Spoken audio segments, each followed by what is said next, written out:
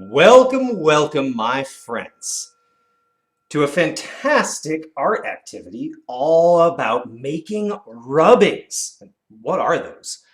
Well, it's when you go outside and you capture textures from different things. It could be rocks, leaves, wood. It could be natural things and not natural things, like man-made things. And we'll see some of those on our trip when we head outside. But first, let's get you set up with what you need. And I would suggest having a clipboard. Now, you could also bring a folder, but something that's going to hold your paper and maybe even take care of it too. A folder would let you put it inside, and it will also provide you with a hard surface. I'm going to use this fantastic clipboard. You'll also want to bring along at least a regular pencil, but having some colors along for the ride can be a fantastic addition to your rubbings as well. So, why don't we head outside and see what we can do with these things? I'll see you out there. All right, friends, we've got our clipboard and paper, we've got our pencils, a regular one and some colored ones. Let's go looking around for some really cool textures that we can capture today. Well, friends, as I've been walking around, I'm noticing all these little seeds blowing around on the ground from the trees. And so I think I want to grab a couple of those and capture their texture. So let's get down here and let's get our clipboard and pencils all set up, and let's get a couple of these seeds. If you listen closely, you can even sort of hear them maybe rattling around on the ground. These little things right here. Check that out.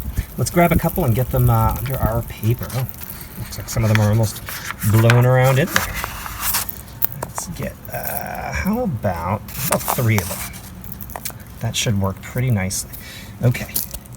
And let's cover that up. We'll put a little weight on there.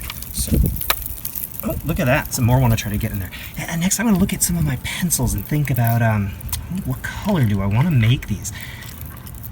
Do you feel daring? I do. Let's try some red. Feel for where those are. And then using a nice heavy hand, go ahead and trace those. Rub them, I mean. You can even see, like, there's that part of the seed almost looks like a drawing or a photograph. Find that other one. So you don't want to push too hard because you want to be able to see that texture pretty nicely, especially in the areas where it's more bumpy. But if you look closely, you can see that has a pretty nice outline on it. You can try to find out what kind of seed this is, but for now, why don't we just label it as seed. I know exactly what kind this one is. When we find that out later, we will add that to it. I see some more seeds here I want to try, so I'm going to be here rubbing seeds for a little bit, and let's catch up at some other interesting stuff we can capture.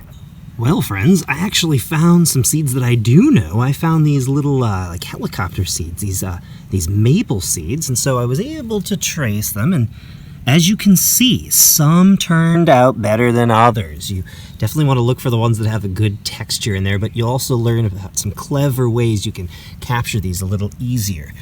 What I just found just now is this leaf over here, and I think, you know, this side might be hard to capture. There's some good texture there, but I see these really, really thick veins, so I really want to capture this one. And it just so happens that this is probably a maple leaf. It goes pretty well with those seeds there. You know, I could just make this sheet completely about seeds. That might be cool. Or maybe I could theme it completely about plants or anything else, rocks or feathers or certain types of plants.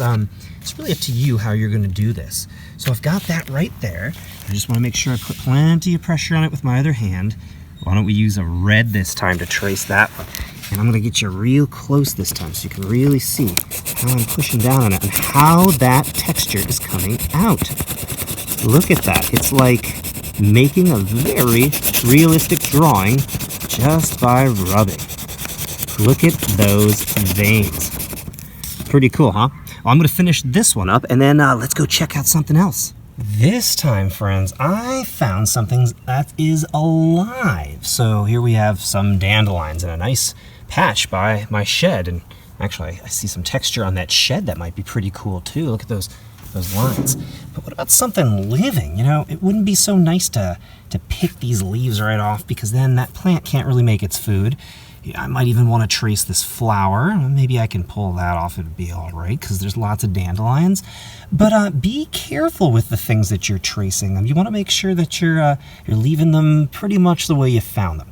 So with that in mind, how are we going to capture a print from one of these leaves of this dandelion?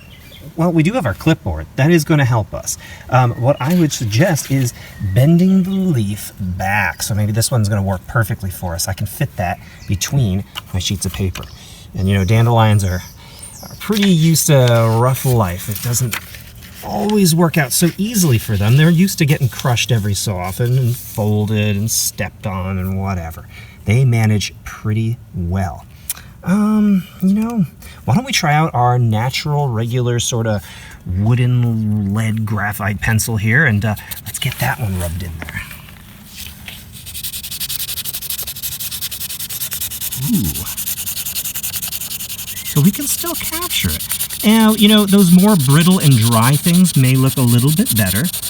The wet things tend to crush a little bit more. They're softer, but we can still get some pretty decent texture out of them.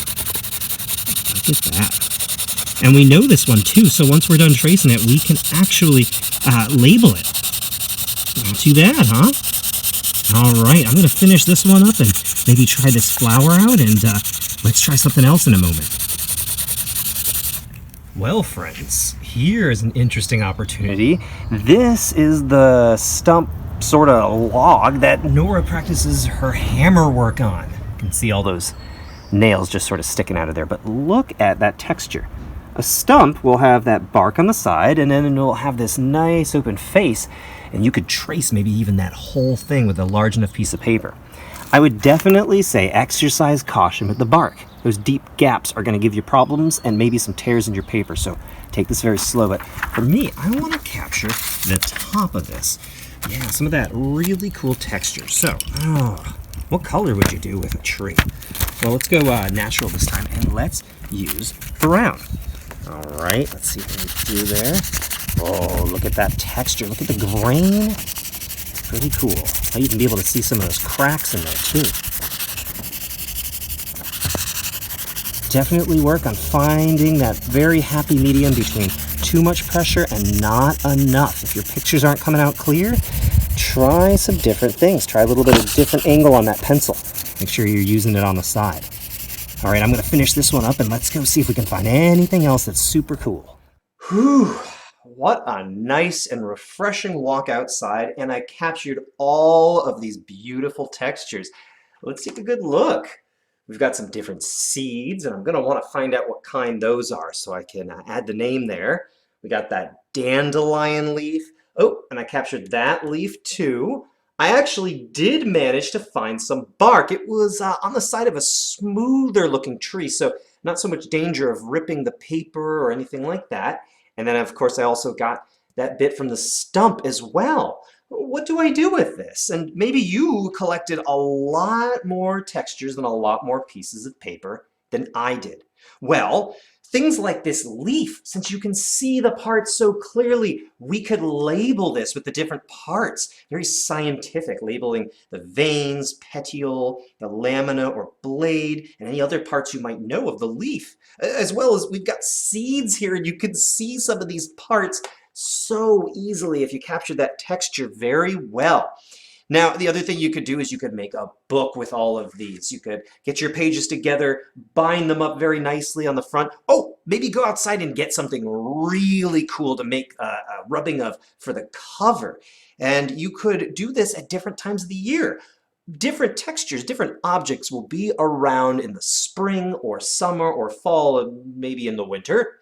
But also, you can have different books. You could have a book of man-made textures. We saw the shed.